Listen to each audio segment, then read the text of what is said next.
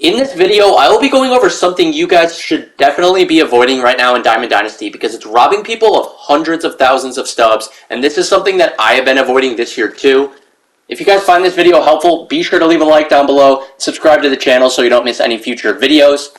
So what I'll be talking about in this video is the live series collections and telling you guys why I think you should be avoiding it right now, or at the very least you should be holding off on the AL collection. And for a while I was thinking about doing the live series collections, but once we started getting some of these really good high 90 overall cards, it just didn't make sense to go all in on the collections. And we're getting to the point now where maybe a lot of you no money spent players might be deciding whether you want to do live series collections or not. So I hope this video will be helpful for you guys.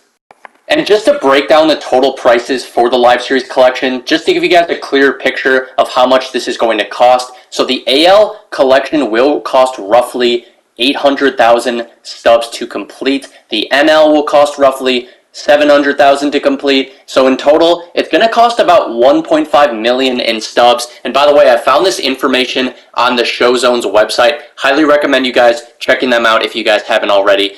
They got great stuff on there. But yeah, about 1.5 million, maybe might be a little more some days, might be a little less some days. So about that much to complete the live series collections and get Jeter.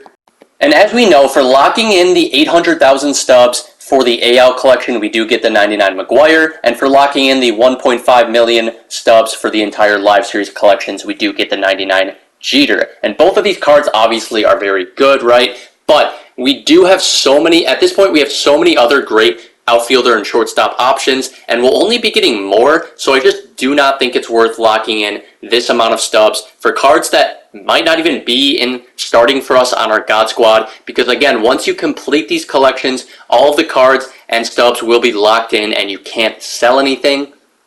And like I've been saying, there's so many good options at these positions, so let's take a look at Jeter right here, right? Pretty good attributes, right? But if we compare him to someone like Tatis, the new 99 Tatis, I mean, Tatis, more flexibility with positions. I mean, he's going to have max speed, great fielding and everything as well. Max power compared to Jeter's. It just doesn't even compare to Jeter's. I mean, Jeter's like 90 power, max for Tatis, really good contact for Tatis, and he's also going for 250,000 stubs, and he's actually going down in value each and every day. So just a great option here at a much more affordable price. And there's also other great shortstop options outside of Tatis, like there's also the 99 overall Trey Turner, which you get at, I think it's 110 set one cards that you collect and lock in. You get the Trey Turner, and sure, Jeter might be like just a tick better, but Trey Turner you might actually get for free just from playing the game, and the Jeter's 1.5 million, right? So it just doesn't even compare. I would much rather have Trey Turner basically for free than the Jeter.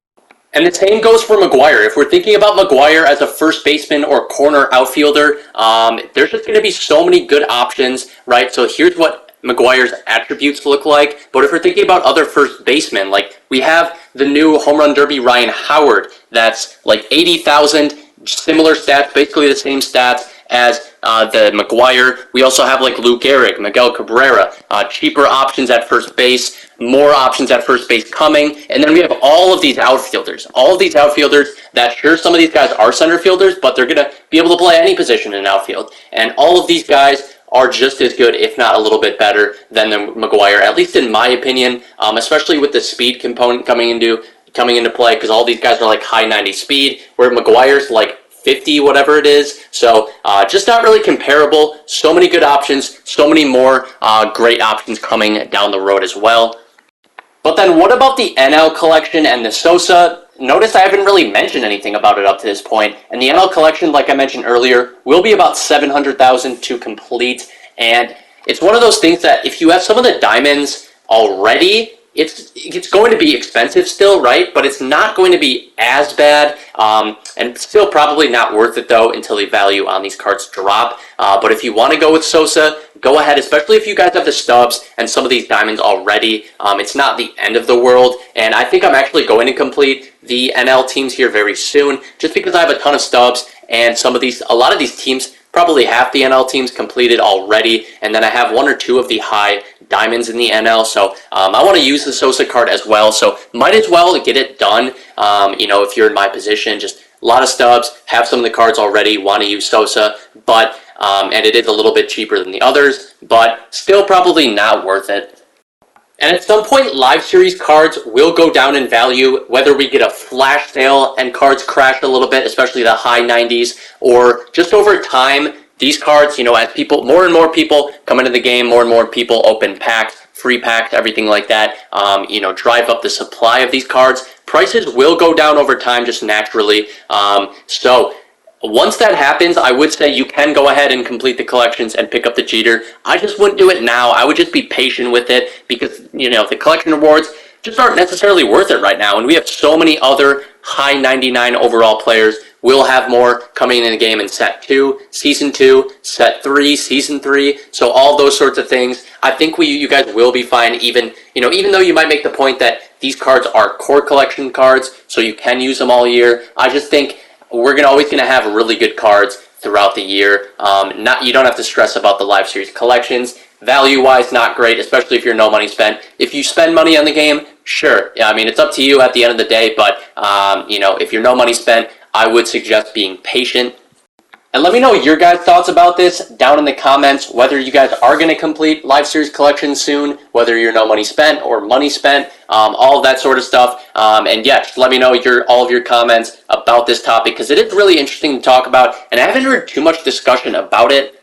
And I hope you guys found this video helpful, and if you did, be sure to leave a like down below, subscribe to the channel. But I appreciate all of you guys for sticking around to the end. I'll see you guys in the next one. Peace.